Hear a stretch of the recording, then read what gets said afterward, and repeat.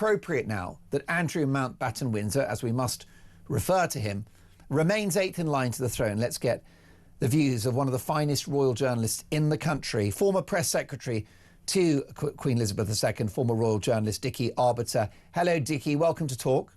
Hello, Mark. Thanks very much. And thanks very much for that wonderful introduction. Your reputation speaks for itself, Dickie. You've been very close to the royal family, to the late, great Queen. And none of us have witnessed a crisis on this scale in our lifetimes, have we? No, we haven't. There are those who have sadly passed that might have witnessed similar times in 1917 with the removal of the Duke of Albany from the royal fold. He was a grandson of Queen Victoria. He was born and brought up and educated in the UK, but he was German.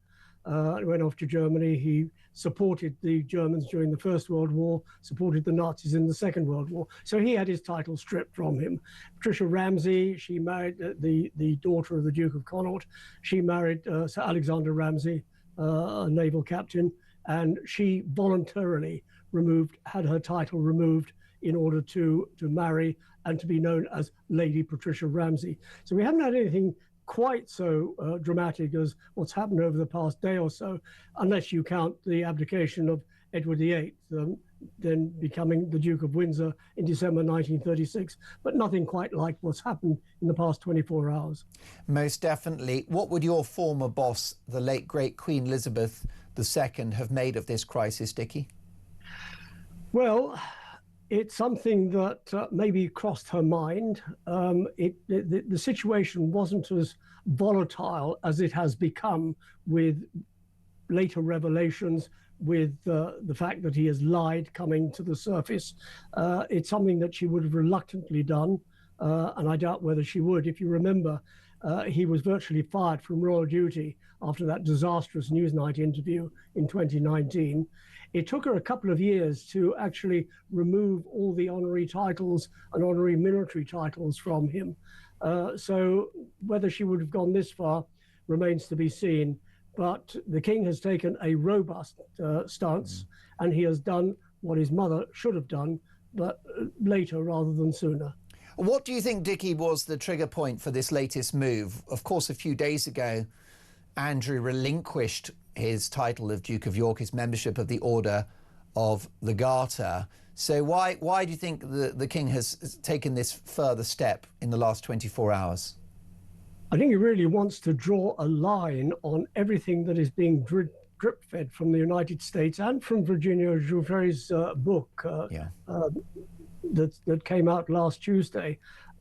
He wants to draw a line because he wants the nation and people to focus on what the royals are actually doing. If you look at his meeting with Pope Leo last week, it was Andrew that dominated the headlines, whereas it should have been the king meeting and praying with Pope Leo that should have dominated. What's going to happen the coming few days with William in Brazil and the Earthshot Prize? Is Andrew still going to dominate the news? Is there still stuff coming out from the United States? It's all being drip-fed from the States, with emails being released with information about Jeffrey Epstein's various conquests and the whole sorry saga. So I think it's the king really wanting to draw a line under everything in the hope that it's never going to go away, but in the hope that people are going to focus their attention on what really matters and not what has come to pass. Now, Dickie, in this country, we have innocence, which is presumed until the proof of guilt. Okay, innocent until proven guilty. Is Prince Andrew a man of poor judgment, but given the fact that he hasn't actually been convicted of any crimes, being subjected to excessive vilification and trial by media?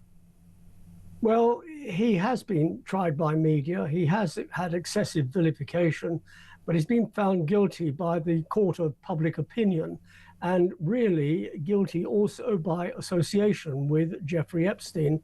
It's something that was never going to go away had Jeffrey Epstein lived or not.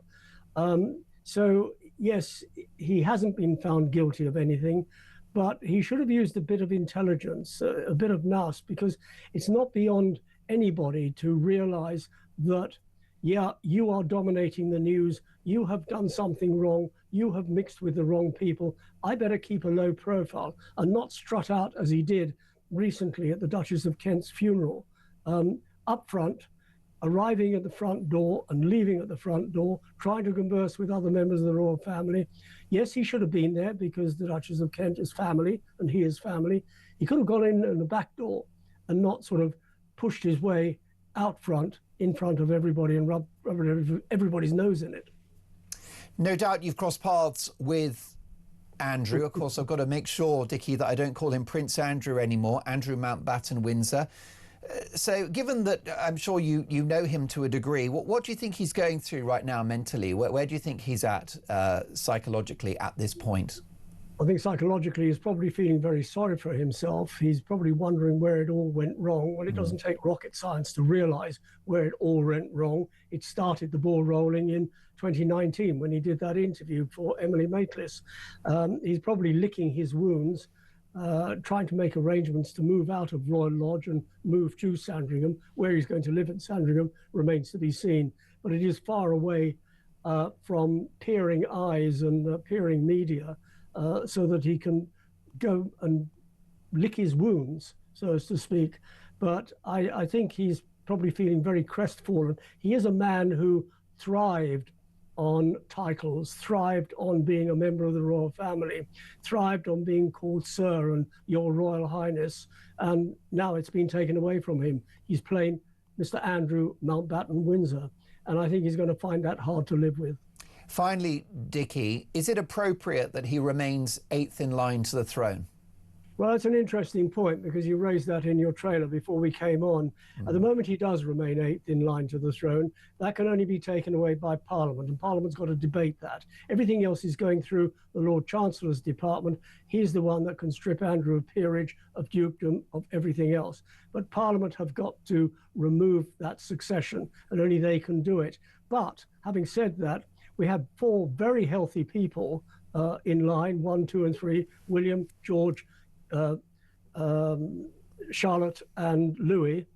Forget about the other 2 in Montecito, but we do have 4 very healthy people. So I wouldn't worry too much that it's all going to suddenly happen and Andrew's going to be walking down the aisle of Westminster Cathedral being crowned king. It ain't going to happen.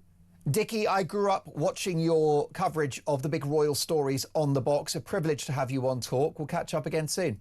Thank you very much, Mark.